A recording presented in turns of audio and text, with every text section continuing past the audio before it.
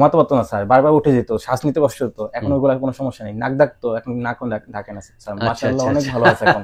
ওর মানসিক বিকাশটা একটু বাড়তেছে। আচ্ছা আচ্ছা, ভেরি গুড। এই যে একটা মিষ্টি বাবুকে দেখাই, ওর নাম হচ্ছে লাবিব। তোমার নাম কি? লাবিব। তোমার বাবার নাম কি? জুয়েল।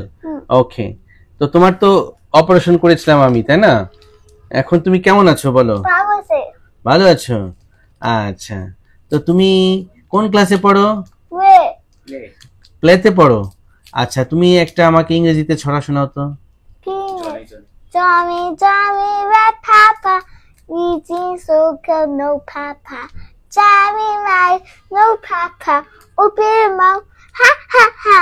বাহ বাহ বাহ বাহ বাহ, ফ্যান্টাস্টিক। এই মিষ্টি বাবুটি কিছুদিন আগে যখন আমার কাছে আসে, ওর মা খুব দুঃখের সাথে বলছিল যে স্যার, আমার ছেলে ঠিক মতন ঘুমাতে পারে না, ঘুমের মধ্যে ছটফট করে হা করে ঘুমায়, মুখ দিয়ে শ্বাস নেয়, নাক দিয়ে শ্বাস করতে পারে না, মুখ দিয়ে লালা ঝরে। এই কষ্টগুলো যখন সে নিজের চোখে দেখছিল, আসলে মা হিসেবে সন্তানের এই কষ্ট সে কোনোভাবে সহ্য করতে পারছিল না। লাবিবের আব্বু, আপনি একটু আমাকে জানান যে আপনার ছেলের মধ্যে। তাই নাকি? শাবাশ, তো বলো তো, পাখি পাকা পেঁপে খায়? পাখি পাকা পেঁপে খায়, পাখি পাকা পেঁপে খায়, পাখি পাকা পেঁপে খায়। Very good.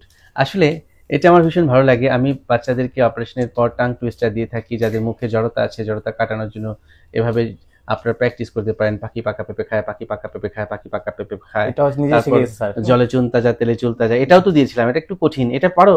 জলে চুন তাজা তেলে চুল তাজা, বলো তো। পারে না স্যার, এটা শিখতে পারে নাই। এইটাও শিখতে হবে, হ্যাঁ, নেক্সট ফলো আপে তুমি এটা শিখবা।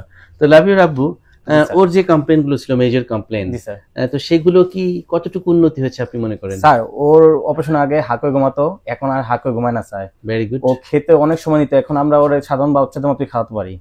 তারপর ও ঘুমাতে পারতো না স্যার, বারবার উঠে যেত, শ্বাস নিতে কষ্ট হতো। এখন ওগুলা কোনো সমস্যা নেই, নাক ডাকতো, এখন নাক ডাকে না স্যার, মাশাআল্লাহ অনেক ভালো আছে এখন। ওর মানসিক বিকাশটা একটু বাড়তেছে। আচ্ছা আচ্ছা, ভেরি গুড। না না, ওর ইন্টেলিজেন্সিটা দেখেছেন? ও এসে বলতেছে ওটা কি, এটা কি, সেটা কি।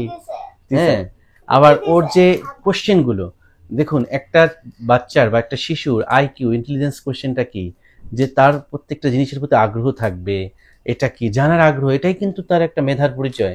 আর যার মনে করেন যে ব্রেন ঠিক মতন ওয়ার্ক করে না, তার কিন্তু আসলে ঝিমিয়ে যাবে, তার কোনো কিছুর প্রতি আগ্রহ থাকবে না। ও এসেই কিন্তু আমাকে জিজ্ঞেস করছে, স্যার ওটা কি, তাই না? হ্যাঁ, যে এটা হচ্ছে মানুষের কান। হ্যাঁ, এই দেখো, এই যে কান, আর এটা কি জানো? হ্যাঁ, না, এটা খুলবে না, এটা হচ্ছে কানের পর্দা। ওয়েলকাম। এই যে বাচ্চাদের জানবার আগ্রহ, এটা কিন্তু একটি পজিটিভ সাইন, পজিটিভ দিক।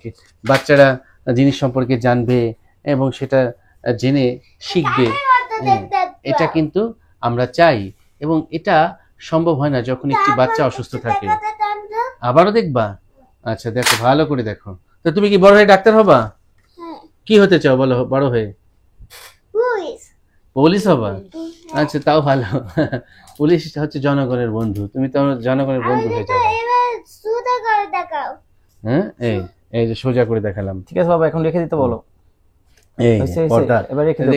তাহলে দেখছেন যে ওর কি পরিমাণে আগ্রহ। আচ্ছা, ঠিক আছে, রেখে দিচ্ছি। সো দ্যাট ভিউয়ার্স, আমি এই জিনিসটি জানাতে চাই যে সার্জারি নিয়ে যারা ভয় পান, তাদের ভয়টা কেটে যাবে। আমার এই ভিডিওগুলো দেখলে আপনাদের মনের মধ্যে সাহস আসবে যে না, আসলে চিকিৎসা করলে যথাসময়ে সঠিক চিকিৎসক কর্তৃক যদি চিকিৎসা গ্রহণ করা যায়, তাহলে রোগ ব্যাধি আসলে সহজেই ভালো হয়ে যায়। যেমনটি লাবিব তার এই কষ্ট থেকে মুক্তি পেয়েছে, আমরা লাবিবের উত্তরোত্তর সাফল্য কামনা করছি। ওর স্বপ্ন, ওর পরিবারের স্বপ্নটা যাতে বাস্তবায়িত হয়। Thank you very much for watching this video.